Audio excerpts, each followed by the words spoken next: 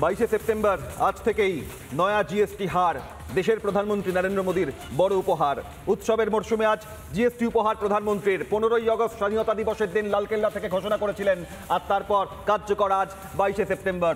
আজ দেবীপক্ষে প্রতিপদ, আর এখন থেকে প্রতি পদে পদে সাধারণ মানুষ এই জিএসটির হার কমায় উপকৃত। দাম কমায় উপকৃত হবেন সাধারণ মানুষ, আম জনতা।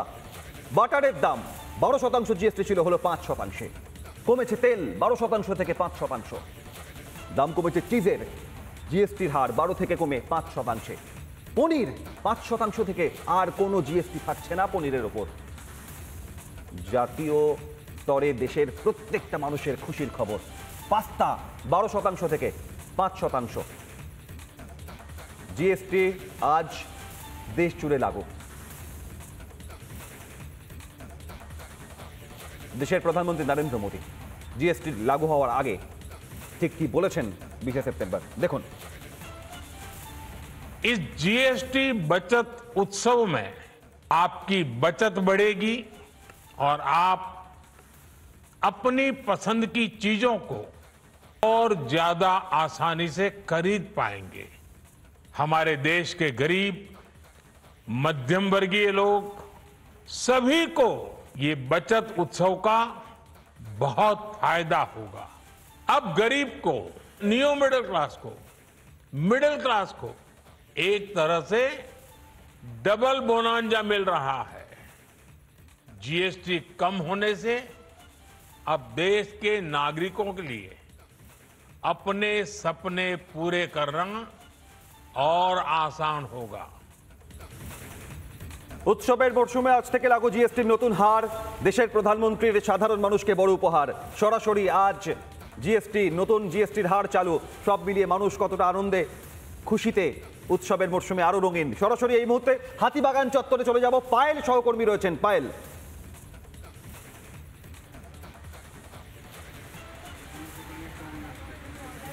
অভিক, পুজোর একদম শেষ মুহূর্তের কেনাকাটি চলছে এই মুহূর্তে, আর আমি হাতিবাগানে রয়েছে। আর উৎসবের মরশুমে প্রত্যেকের জন্য সুখবর, তার কারণ একাধিক জিনিসের দাম কমতে চলেছে।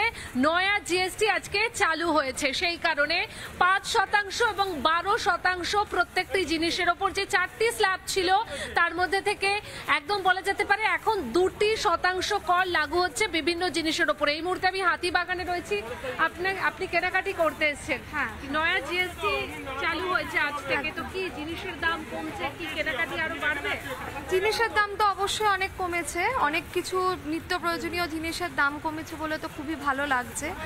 যে হ্যাঁ, বাড়বে তো অবশ্যই, সেটা আমাদের নিত্য প্রয়োজনীয় জিনিসের, তো ভালো লাগছে। কিছু কিছু জিনিসের দাম, জামা কাপড় জুতোর ওপরেও কিন্তু 5% রয়েছে। হ্যাঁ রয়েছে, সেটা তো আনন্দ হচ্ছে অনেকটাই। জিএসটি কমের জন্য দাম কমেছে, খুবই ভালো লাগছে। গরিব এবং মধ্যবিত্তরা, নিশ্চয়ই মধ্যবিত্তদের জিএসটিটা তো যতটা কমবে ততটা তো আমাদের জন্য ভালো, কারণ জিএসটিতে অনেকগুলো টাকা এক্সট্রা চলে যেত এতদিন।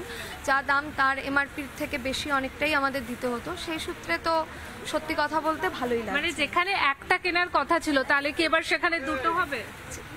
সেটা হতে পারে, সেটা অভিক বুঝতেই পারছো। অর্থাৎ প্রত্যেকেই যেই কথাটা বলছে যে হয়তো একটা কেনার কথা থাকলে এখন যেভাবে সাশ্রয় হবে সেই কারণে তারা কিন্তু দুটোও কিনতে পারবেন, এমনটা বলছেন। আর প্রধানমন্ত্রী নরেন্দ্র মোদী তিনি তো বলে দিয়েছেন যে সাশ্রয় উৎসবের সূচনা, একেবারে দেবীপক্ষের সূচনায়, উৎসবের সূচনা সাশ্রয়ের। সরাসরি পায়েল ছিলেন, ধন্যবাদ পায়েলকে। আর আজ থেকে নয়া জিএসটির হার লাগু, এ প্রসঙ্গে দেশের মন্ত্রী, কেন্দ্রীয় প্রতিমন্ত্রী সুকান্ত মজুমদার, বিজেপি রাজ্য সভাপতি শ্রমিক ভট্টাচার্য, তারা কি বলছেন দেখুন।